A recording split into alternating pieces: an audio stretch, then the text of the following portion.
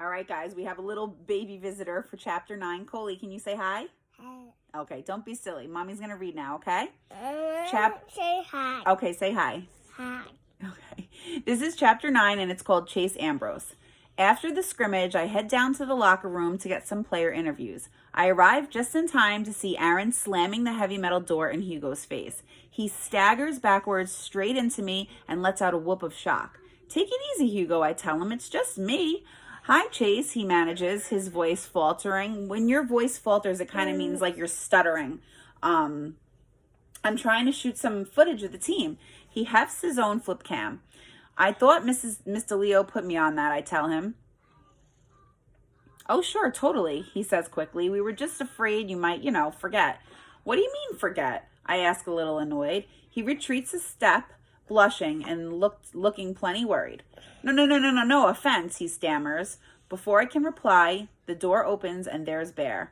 I told you it was his voice, he shouts. He hauls me inside, shutting Hugo out again. Hugo's with me, I protest. Ha! Good one, Bear laughs. Seriously, we're covering the hurricanes for the video yearbook. So Hugo gets in with me. He's grateful, but doesn't make him very happy. He acts like he's tiptoeing around the minefield. I get some high fives, but the team's not in the best spirits. After all, they just got steamrolled. And when it sinks in that I'm there as a reporter and not to give them the good news that I've been cleared to play, they can't hide their disappointment. Well, I can't see anything wrong with you, Joey complains. You're not even in that sling anymore. I get it. Joey laid an egg at quarterback today. A good running game would take a lot of pressure off him. It's the concussion, I try to explain. The doctor wants me to be really careful.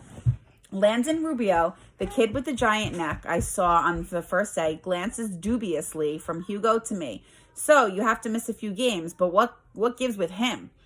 Hugo attempts to point his camera and is beaten back by a hail of dirty sweat socks. I bristle. The video yearbook is doing a segment on every sports team, including golf and badminton. So when you're not in it, don't come crying to us. Yearbook, Joey echoes. Bad enough you're off the team. Now you're on yearbook staff? Video yearbook, Hugo amends. A snapping towel nearly takes his ear off. Guys, chill out. Aaron steps between the other players and Hugo and me. It isn't our boy's fault his doctor's a wuss. Cut him some slack.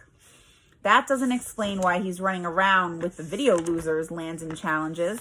He's not running around with anybody, Aaron explains reasonably. He's covering the Hurricanes, man, making sure we look good in that yearbook thing. That's how he's helping the team while he's out on the sidelines. Yeah, Rubio, snorts Bear. If I had a face like yours, I'd appreciate anyone who could make me look good, so shut up. I jump in as peacemaker. Believe me, guys, I'll be back as soon as I get the word in from my doctor. This makes the team happy, I can tell. Hugo shoots me a strange look, but how can I expect him to understand? He doesn't strike me as the kind of kid who plays sports, except maybe in video games. Joey chucks a ball my way. I watch, almost as a spectator, as my hands reach out and snatch it from the air. Reaction time? A-okay. It feels good, like I'm back to an old self amnesia couldn't quite rob me of. We do a few interviews. The guys are chatty with me, hamming it up for the camera like I'm running a selfie service. Hugo gets mostly one-word answers. When I notice, he mumbles that we can fix it in editing. I don't see how any amount of editing can fix. Question: what are your thoughts for the upcoming season? Answer: good. Then again, I'm just the newbie nobody even trusts to show up for my first video club assignment. When we're done, Hugo can't get out of there fast enough. This is hostile territory for him. But me? I feel like I'm home. I'd love to talk your ear off about my road to NFL glory, Aaron drawls, but Bear and I have to go water some old people. Wait, I'm going with you, I tell them. They stare at me like I've just announced that I'm flying to Jupiter. Dude, you don't have to go, Aaron reminds me.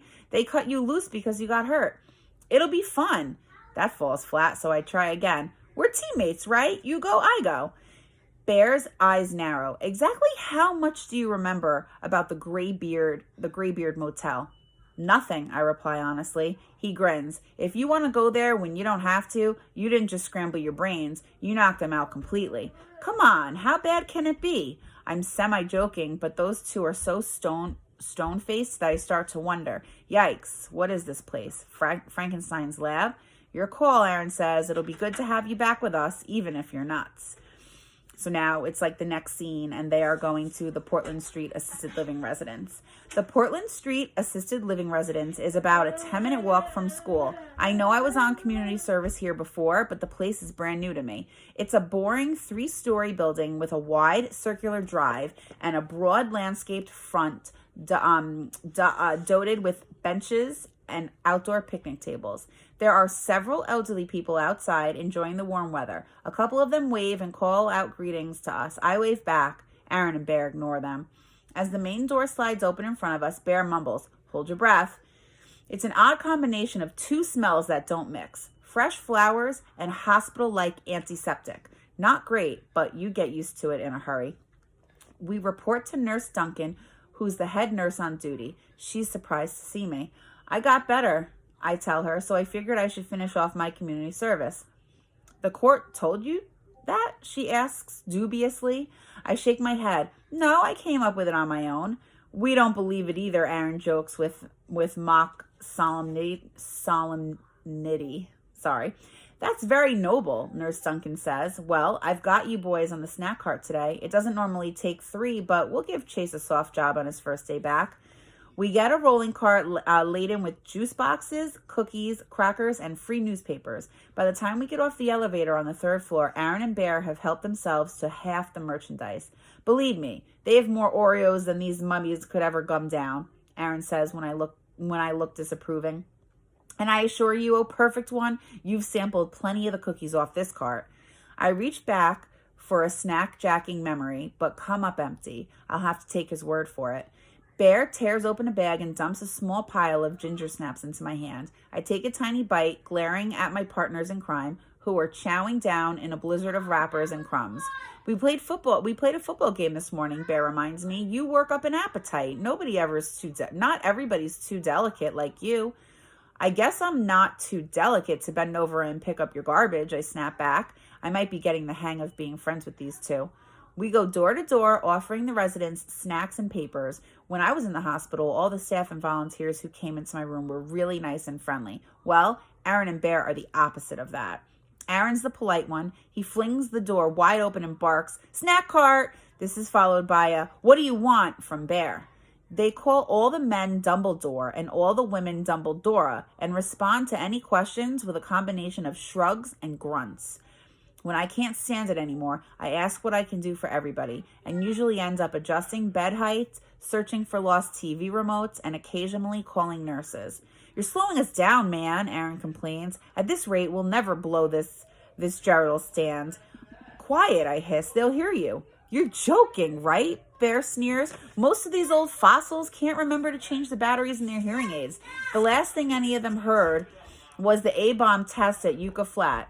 They're not as deaf as you'd think," I shoot back. "The lady in 212 definitely heard it when you ripped one in her living room." He farted. Gross. Aaron laughs. Now that's the Chase we know and love. Those jokes are funny when it's the 3 of us, not so much when the old people are around. Most of them are pretty frail. They definitely deserve more respect than they're getting from us. Maybe Aaron and Bear ran out of patience because they've got no choice about community service, and I'm here on purpose. Maybe I was out of patience too because my amnesia made me forget it. But I find the residents kind of interesting. They remember stuff in real life that you can only read about in history books. There's a lady in 326 whose father was one of the firemen on the scene of the Hindenburg disaster. The guy in 318 was a communications expert at Houston Mission Control when Neil Armstrong first set foot on the moon. In room 209 lives a guy who's totally blind, yet tells the most vivid stories of growing up 2 doors down from Baseball Hall of Famer Joe DiMaggio. The rule is that if someone is not in or sleeping, we leave a juice box and a packet of cookies on the table. The man in 121 is snoring enthusiastically in an easy chair when I notice the black and white photo on his nightstand. It's a picture of a young soldier bowing his head to receive a military decoration from an important-looking man with round, steel-rimmed spectacles. "Is that President Truman?" I whisper. Aaron looks bored. "Who cares? Let's get out of here. If this Dumbledore wakes up, he'll talk your ear off." But I'm hooked. The only medal you get straight from the president is the Medal of Honor. This guy's a hero. Big deal, Bear scoffs. Back in the day, there were so many wars that they handed out medals like Hershey Kisses or Jolly Ranchers. Ha ha ha. I sigh and start to follow them to the door. I wonder what he did. They don't give out the Medal of Honor for just any old thing. Probably slew a triceratops or something, Aaron suggests with a shrug. Come on, we're almost done. It was a pterodactyl, comes a sarcastic voice from behind us. We reel around. He's sitting up now, an elderly man, a little bent at the shoulders with a shock of white hair. And I slew it with my stone knife. I step forward. Mister? That's you in the picture, right? No, it's Harry Truman. Can't you see I'm busy? It takes me half an hour to get out of bed and twice that time to haul myself across the room with this stupid walker. He's obviously not busy. He just wants to be left alone. Maybe he doesn't like us very much. Apparently, not all the residents are hard of hearing. Aaron and Bear are already slouching out of the room. Sorry, I mumble, following them into the hall. Okay, Coley, I'll open the applesauce for you. You've got a lot to learn, Ambrose, Aaron tells me. Get one of these Dumbledores talking about his war days, and you'll be here until you're as old as he is. I have to admit, it's probably good advice, all right. It's probably good advice. All right, I say, let's just finish. We work our way down the hall to the last room on the floor. Almost done, Aaron groans. Just Cloud 10 and we can get out of here. Cloud 10? I echo. You're going to love this one, Bear assures me. You know Cloud 9? Well, this old bag's at least one cloud up from that. Half the time she's convinced this is some fancy hotel and we're room service. I see their point, but I feel kind of bad for Mrs. Swanson, who bustles around her living room in a frilly pink dressing gown dotted with sequined flowers. She's obviously losing touch with reality, and there's nothing hilarious about that. At first, she thinks we've come for a visit, and she asks us to move the furniture into what she calls a conversation grouping. Aaron and Bear ignore her, but what harm will it do, really? So I shuffle a few chairs, no big deal. My friends are mugging at me behind her back the whole time, trying to make me laugh. They might be the smart ones. By the time I'm finished, sweaty and breathing hard, Mrs. Swanson is looking at me like she's too polite to ask who I am and why I'm rearranging her apartment. Aaron and Bear are snickering out loud. Now, we drop off her cookies and juice and head for the door, but she comes bustling after us, waving her pocketbook. She digs around, comes up with a $20 bill and offers it to me. Don't leave without your tip, she says. I take a step back. Oh, no, I couldn't accept. Before I can manage another word, Bear's meaty hand snatches the money away. Enjoy your stay, he tells Mrs. Swanson with a big phony smile, and he's out the door like a shot. Aaron hot on his heels. That means Aaron's right behind him. I catch up to them in the hall. You can't take that money. That's like stealing. No, it's not, Bear replies. She gave it to me. Actually, she gave it to you, but you were too dumb to take it. Yeah, but I fumble for the right words. You know as well as I do that lady's not all there. That's discrimination, he says righteously. I'm not biased against dizzy old bats who haven't got a clue what the deal is. They can give me money just like everybody else. You don't know her. She would have gotten real upset if we hadn't taken it. She wants to believe what she believes. We're not here for kicks, you know, I insist. We got sent here by a judge. If we get caught accepting money from the residents, we can get a lot more than community service. Bear rounds on me in genuine amazement. You don't even have to be here, man. You made us bring you. I'm stubborn. Give the money back. Aaron tries to be reasonable. The museum pieces in this dump, they'd forget their own saggy butts if they weren't attached. By the time the door closed behind us, I guarantee Clown's head forgot we were even there. If we go to her and try to straighten this all out, it'll be like showing her how crazy she is. You want to be responsible for that? If he's snowing me, but he's also... I know he's snowing me, but he's also kind of right. I doubt we could explain to Mrs. Swanson that she just tips the community service guys, but even if we could, she'd be embarrassed and upset and probably more confused than before. We should give that money to charity, I mumble. Done, Bear agrees. I'm going to my favorite charity, the Take a Bear to Lunch Fund. Who's up for pizza? We all laugh, but I'm laughing a lot less than those two. The whole thing leaves a sour taste in my mouth, and pizza's the last thing I'm thinking about. We stop in to see Nurse Duncan so Aaron and Bear can get their time sheets signed. I'm not technically on community service anymore, so there's no time sheet for me. Then we're heading for the pizza place like nothing ever happened. I keep looking at Bear, expecting to see the 20 glowing orange and burning through the pocket of his jeans. I can't explain it, but the more they goof around, tripping and shoving each other, the less appetite I have for lunch. You okay, Ambrose? Aaron tosses at me in concern. You don't look so hot. I'll catch up with you guys later. I pound back in the direction of Portland Street. I hang a left and sprint up to the assisted living residence, then dash in the sliding door and straight to room 100. What do you guys think Chase is going to do? What? You think he's going to give the money back to the lady? We'll see. Let's see. I pull a fistful of crumpled bills from my pocket and fish out a 20. Aaron's right. I'd never be able to explain to Mrs. Swanson why I'm giving her money for what she could only see as no reason. No, my plan is simpler than that. I'll slip it right under her door. When she notices it, she'll just assume she dropped it. As I squat down and pass the bill through the gap between the door and the carpet, it occurs to me that if anybody sees me, it'll look like I'm the one doing something sleazy, not the one making it right. Luck is with me, though. I'm able to return the 20 unobserved. No, not return, I remind myself. I'm out $20 in this deal. I feel a little resentful when I picture Aaron and Bear feasting on pizza that I'm essentially paying for, but it's a small price tag for being able to sleep at night. As I make my way out again, I pause in front of 121, the Medal of Honor guy's room. I squint at the small plaque on the wall, Mr. Julius Solway. The door is open a crack, and I catch a glimpse of Mr. Solway struggling across the room on his walker. Suddenly, a baleful eye is glaring at me through the opening. You're back? Mr. Solway's raspy voice growls from inside. What do you want now? My instinct is to flee, but curiosity gets the better of me. Which war was it? I asked the old man. You know, where you won the medal? The Trojan War, he barks. Remember Achilles? I was the guy who got him right in the heel. It stings, but I say, I didn't mean to disturb you, and start right away. Korea, he calls, after my retreating back. 1952. I turn. Well, it's an honor to meet you, Mr. Solway. You must have done something really heroic.